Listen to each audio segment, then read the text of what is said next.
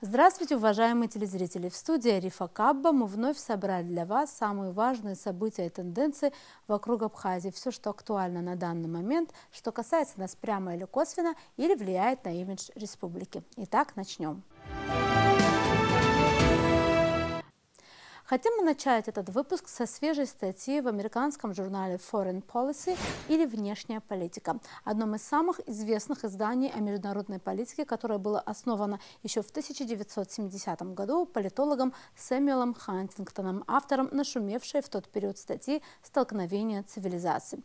Добро пожаловать в эру Черноморской войны. Так ужасающая и даже пугающая озаглавлена статья, которая привлекла наше внимание. Ее автор – специалист по Центральной Азии Института исследований внешней политики Максимилиан Хесс говорит о том, что роль Черного моря в геополитике долгое время была вторичной. Черное море, пишет Хесс, крайне редко рассматривалось в качестве самых важных стратегических пространств, включая водные пространства. В сравнении со Средиземным морем, Южно-Китайскими водами, ну и, конечно, Персидским заливом, для американцев оно не играло особой роли, считает эксперт. До самых последних событий Черное море воспринималось как второстепенное по стратегической важности место, пишет автор Foreign Policy, и это несмотря на то, что около 10 войн произошло на море или около него со времен окончания Холодной войны, отмечает Максимилиан Хесс. Среди этих войн он перечисляет Молдово-Приднестровский конфликт, чеченские войны, армяно-азербайджанскую конфронтацию по поводу Нагорного Карабаха, Крым, август 2008 года в Южной Осетии и абхазо-грузинскую войну. Что интересно, автор статьи применяет именно эту формулировку, а не принятую в Грузии формулировку «война» или «конфликт в Абхазии». Говоря о таком большом количестве локальных войн в регионе, автор отмечает, что, по правде говоря, это неудивительно, ведь в конце концов Черное море – это место, где встречаются интересы самых влиятельных сил в мире – России, Европейского Союза, Турции, НАТО и США, хотя ни одна из них не имеет возможности тут доминировать, заключает Хесс.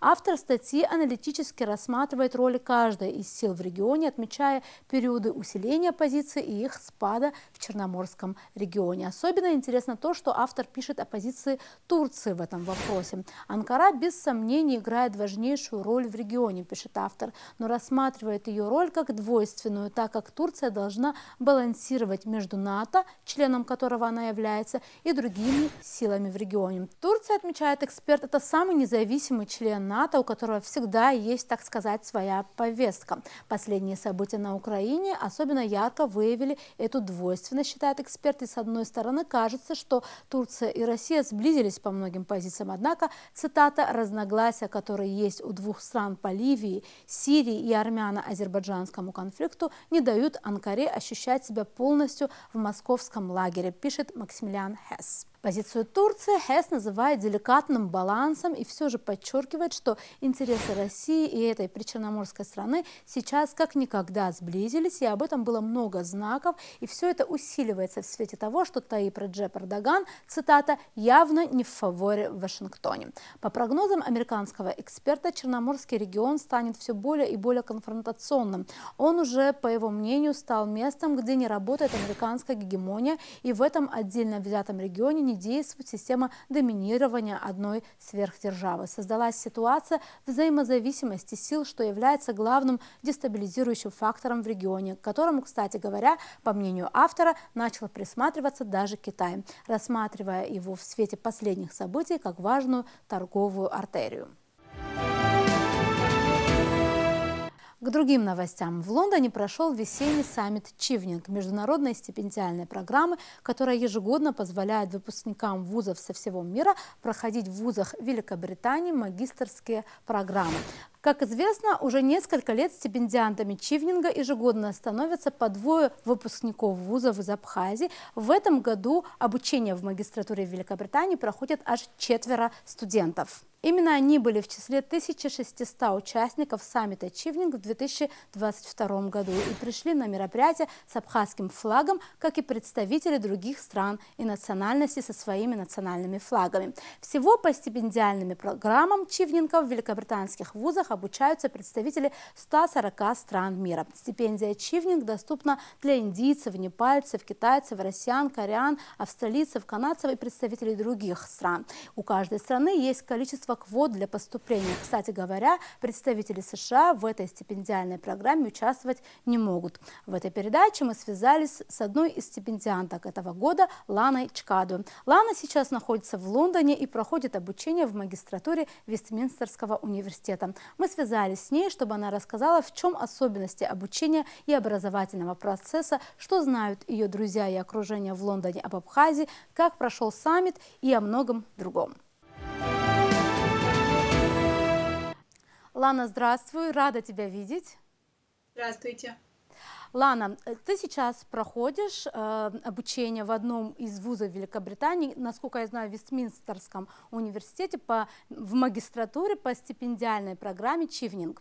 Расскажи, пожалуйста, каков был твой опыт поступления, чему ты конкретно там обучаешься? Ну, я могу сказать, что год назад я подала заявку для того, чтобы стать стипендиантом магистерской программы Чивнинг, и я успешно прошла отбор.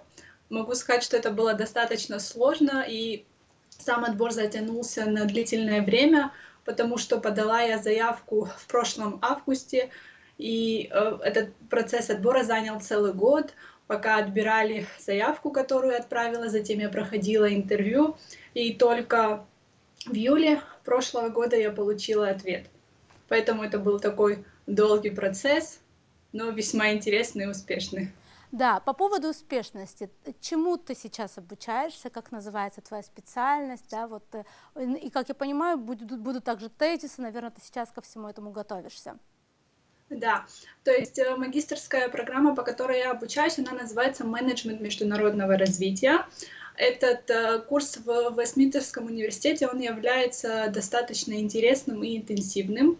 Сейчас уже позади у нас второй семестр, и в третьем семестре подразумевается написание диссертационной работы, над которой я сейчас, в принципе, и работаю.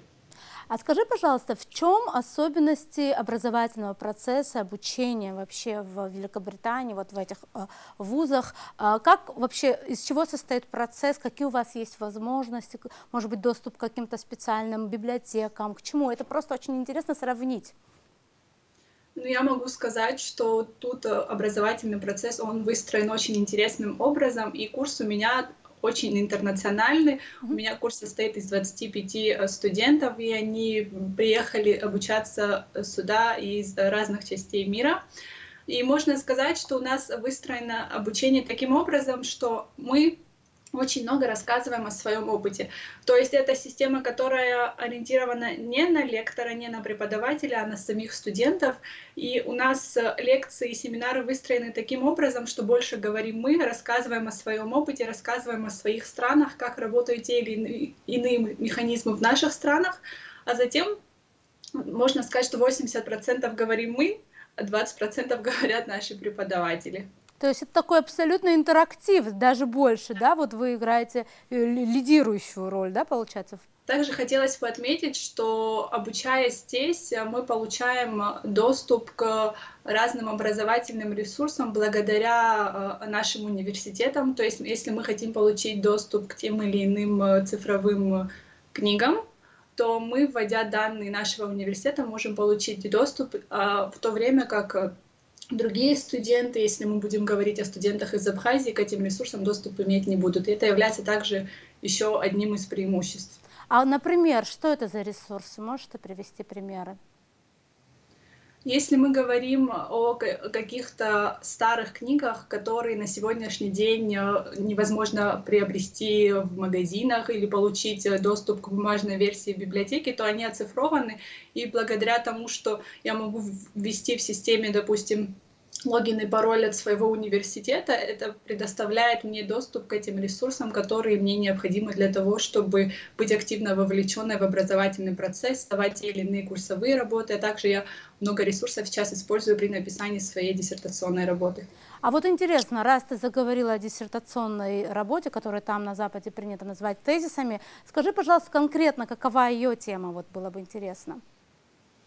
Так как мне очень нравится работать с молодежью, то темой своей диссертационной работы я выбрала именно образовательное и профессиональное развитие молодежи в Абхазии.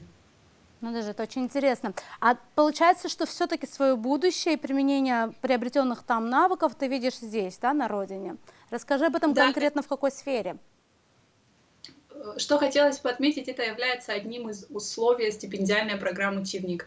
То есть они поддерживают молодых специалистов из развивающихся стран, предоставляют им возможность обучаться в магистерской программе здесь, в Великобритании, но при этом они требуют, чтобы каждый стипендиант после завершения обучения вернулся на свою родину минимум на 2 года и применил знания и навыки, полученные и приобретенные во время обучения здесь, у себя на родине.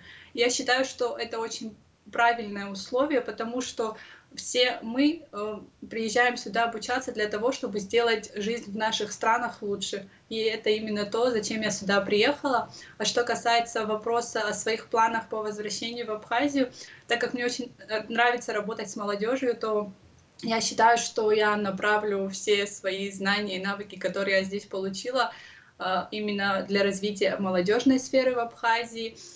И здесь я обучаюсь по таким предметам, как можно улучшать именно стратегию развития молодежи. Я бы хотела применить эти знания в Абхазии, потому что у нас очень много талантливой, яркой молодежи, которой не хватает площадок для реализации себя. И даже на законодательном уровне мне бы хотелось развить механизмы для того, чтобы они могли в лучшей степени реализовывать свои права и возможности. Ладно, это очень интересно. И, кстати, у меня возник встречный вопрос. Дело в том, что вот ты говоришь о том, что твой курс очень интернациональный. Во-первых, из каких стран, да, там представители есть. Во-вторых, я смотрела последнюю информацию о том, что прошел ежегодный саммит, на котором вот вы тоже все присутствовали. Я видела, что там на кадрах многие в национальной одежде, с национальными флагами, в том числе и вы с абхазским флагом. Лана, скажи, пожалуйста, из каких стран твои однокурсники, и была ли у тебя когда-либо возможность, а может быть это подразумевает программа, да, сделать презентацию собственной страны, вот Абхазии, было ли такое? Мой курс состоит из студентов из Камбоджи, из Нигерии, из Австрии, из Германии, из Сирии, из Турции и многих других стран. То есть очень такой интернациональный курс. Можно сказать, что когда я впервые встретилась со своими однокурсниками и рассказывала им, откуда я об Абхазии, 95% никогда не слышали об Абхазии, но я сейчас могу с радостью отметить, что когда мы с нашим курсом выбираемся куда-то и встречаемся с новой компанией людей, они уже сами наперебой рассказывают им об Абхазии, говорят, как вы не слышали о такой стране, вот где она расположена, и мне это очень приятно, потому что с каждым человеком, с которым я здесь встречаюсь, мне приятно рассказывать об Абхазии, и они чувствуют себя немножко неловко, когда говорят, что никогда не слышали о такой стране. Но я рада, что у меня есть возможность делиться с ними об этой информации. И что касается саммита Чивник, то там присутствовали 1644 стипендианта, которые были выбраны для курса 2021-2022 годов. Там была представлена культура каждой из стран, которая там присутствовала, и мы также рассказывали там о нашем флаге, который мы туда понесли, потому что многие подходили, никогда не видели этот флаг, им было интересно узнать, что это за страна, и мы с радостью делились этой информацией, многие просили наш флаг, чтобы сфотографироваться с ним, благодарили за то, что узнали информацию о новой стране. То есть вот этот процесс того, что мы рассказываем людям об Абхазии, он происходит здесь практически каждый день, потому что людям интересно об этом слышать и узнавать. Это приятно нам тоже знать и слышать. Лана, и еще я знаю, что параллельно тебе обязательно кто-то другой также обучается в каком-то из вузов Великобритании, потому что это предполагает программа, насколько я знаю, по 2 человек каждый год, может быть, даже больше, это сейчас нас просветишь. Кто это, чему они там обучаются, есть ли у вас связи, поддерживаете ли вы там связь? И еще хотелось бы, чтобы мы поговорили о том, что, насколько я знаю, когда вы поступаете, эта программа не имеет отношения, то есть вы не поступаете как представители Грузии, да, как часто этого хотят и просят, да, другие какие-то западные вузы и вообще образовательная система западных стран, а именно вы отмечаете как место жительства, география, Южный Кавказ. Как это вообще стало возможно? Хотелось бы и об этом тоже, чтобы ты сказала. Что касается первого вопроса, то в этом году из Абхазии здесь обучаются 4 молодые девушки.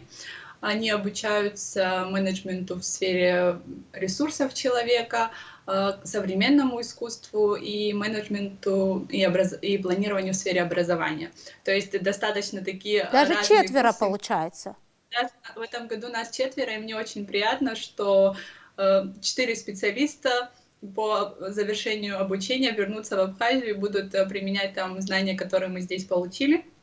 Да, конечно, мы здесь встречаемся, пытаемся выбираться, неоднократно готовим здесь абхазскую национальную еду, это быстро, и потому что тут очень сложно, да, получить доступ к блюдам нашим национальным, поэтому мы пытаемся иногда встречаться, сидеть, поедая нашу абхазскую национальную еду, беседуя и обсуждая, какие у нас планы в будущем. А что касается второго вопроса, то, мне кажется, это очень важно отметить, потому что когда мы подаем заявку в Чивник, мы отмечаемся как Южный Кавказ. То есть это был очень длительный процесс, в котором принимали участие представители гражданского общества из Абхазии. Вообще проводилась серия встреч при посредничестве международных организаций. И представители абхазских общественных организаций в качестве одного из острых вопросов ставили тему доступа абхазских студентов к международным образовательным площадкам, потому что из-за частичной признанности абхазские студенты ограничены в этом доступе. И наши представители общественных организаций, они говорили, что это весьма несправедливо и неправильно, и что нужно придумать какой-то механизм, разработать подход для того, чтобы студенты из Абхазии имели доступ для обучения в международных вузах. И тогда международные организации после консультаций с представителями МИДа Великобритании, они пошли на такую уступку, чтобы для таких стран, как Абхазия, Осетия и Карабах, мы могли подавать заявку и при этом отмечаться как Южный Кавказ. Я считаю, что это большое достижение. И также хотелось бы отметить, что правительство Великобритании, оно не ставит препон абхазским студентам, когда они подаются на визу с паспортами российскими, выданными в Абхазии, что обычно большая проблема. Что обычно, да, большая проблема. Так что те абхазские студенты, та абхазская молодежь, у которых российские паспорта выданы в Абхазии, они также могут принимать участие в этой стипендиальной программе, подавать заявку, получать визу. То есть в этом плане мы не ограничены. Я считаю, что это очень большая работа была проделана, благодаря которой уже больше 5 лет молодежь из Абхазии имеет возможность обучаться в одних из лучших вузах Великобритании, получать знания и затем применять их у себя на родине. Да, Лана, я согласна полностью. Надеюсь, что эта традиция продолжится. И в следующем году, в сентябре, когда вы окончите обучение, обязательно поедут новые студенты получать там образование, продолжать магистерское образование в Великобритании. Лана, большое спасибо, всего хорошего и удачи. И еще новости, которые больше относятся к приближающемуся курортному сезону. Спрос на отдых в Абхазии, начавший рост в прошлом году, в том числе из-за ковид-ограничений в Краснодарском крае, в этом сезоне еще усилился за счет оттока российских туристов из Крыма и других курортов, где закрыты аэропорты. Об этом сайту profit.travel рассказали участники российской и абхазской туристической отрасли 29 марта. Так, президент Абхазского союза туризма Анна Калягина отмечает, что если в 2021 году турпоток в республику вырос примерно на 8-9%, то сейчас спрос уже на 15-16% выше прошлогоднего. И это при том, что ранее бронирование, успешно стартовав в феврале, из-за последних событий несколько замедлилось. По ее словам, еще в прошлом году в Абхазию пришли те российские туроператоры, которые раньше направления не продавали и не интересовались им. А после ухода Booking.com работа с ними стала для отелей хорошим выходом из положения. Да и сами туроператоры, по словам эксперта, сейчас стали активнее брать жесткие блоки в гостиницах. О росте спроса на отдых в Абхазии у туроператоров говорит и статистика Интуриста. Сейчас направление показывает рост 28% к объемам прошлого года, рассказала представитель компании Дарья Домостроева. По ее словам, в прошлом году после введения в Краснодарском крае требования о предъявлении справок и тестов Абхазия фактически стала бенефициаром турпотока. Для въезда на ее территорию путешественникам ничего дополнительно не требовалось. В этом же году туристы, которые собирались отдыхать в Крыму, но отказались от поездки из-за неизвестности с рейсами, выбирают альтернативные направления, в том числе Абхазию. Такие вот прогнозы на турсезон. А у меня на этом сегодня все. Мы будем продолжать держать руку на пульсе событий и отслеживать самые важные события вокруг Абхазии. До новых встреч в эфире.